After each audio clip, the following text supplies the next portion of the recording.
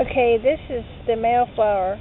This is what the male flower looks like. And I'll show you. They're different. It looks, see how there's nothing there.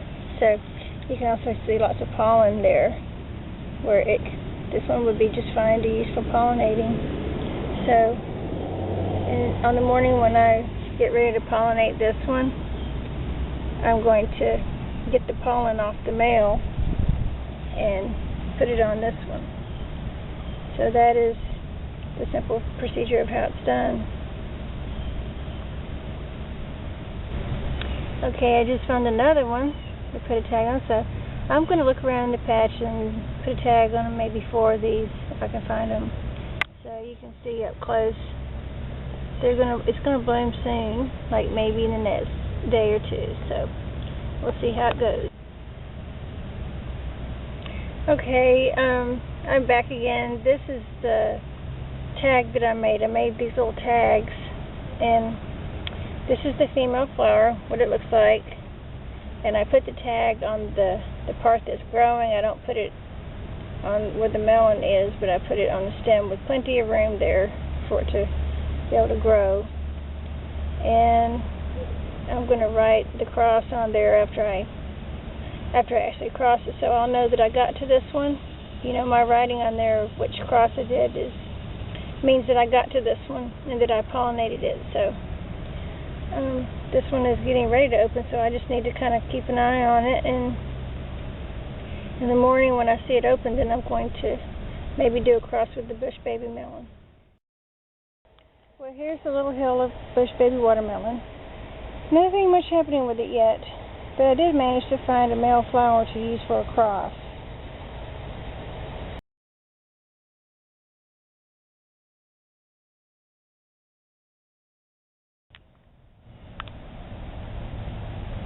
Okay, this morning I'm coming to pollinate my watermelon, and first thing I do is I get one of these male flowers. Let's see what it looks like. It's loaded with pollen, got lots of pollen, so I'm going to carry it over here to the female flower that I tagged yesterday. Let's see if I can find it. And it's right over here with a tag on it. Should be pretty easy to find. Yep, here we go. Here's my tag, and there's my little melon. See, it bloomed. Looks different today. And all I'm going to do is take this male flower and, you know, brush the pollen onto the female flower to cover the female flower. So I think I can do that better without the camera in my hand, but it looks like it's doing pretty well just to do it like that. Yep, I can see the pollen transferring very well onto the other flowers, so yep, that's working. So I'll let you know if this one takes.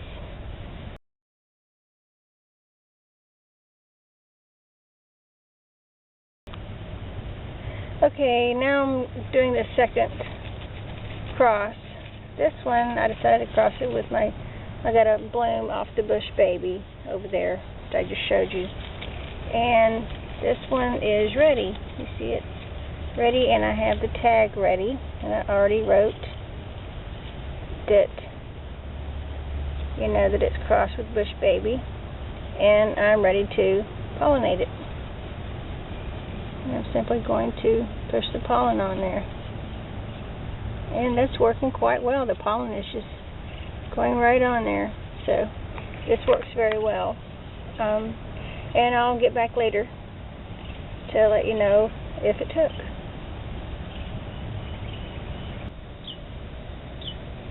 Okay, now that one has been pollinated, let's look over at this one that I tagged.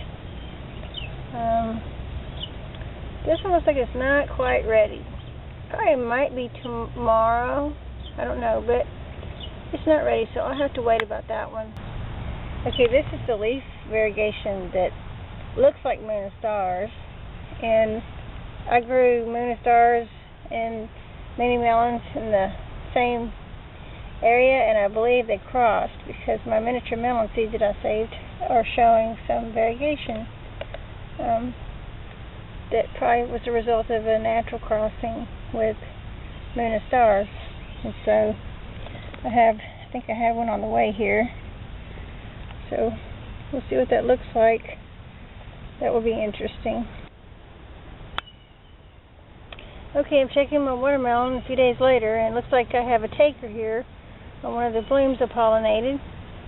And this one is actually, I used Moon and Stars cross to put with this one. This is a miniature melon, and I just took the pollen off of the Moon and Stars cross. It had the variegation on the leaves, and so I have a taker there on that one.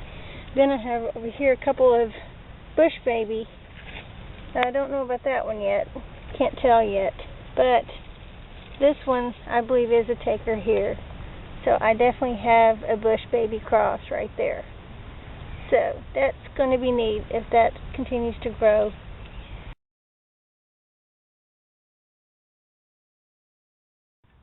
Oh, here's one. That one is growing. That was just a little bitty. It's just like a week ago. This was tiny. This is definitely going to make it.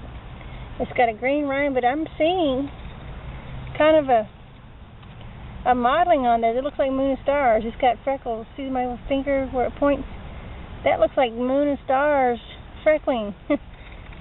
So maybe this is another Moon and Stars cross, but it doesn't have the variegation on the leaves. But I'm seeing some here on the melon, the little spots on the melon, and kind of darker too, like the Moon and Stars. So that's going to be neat to watch that one.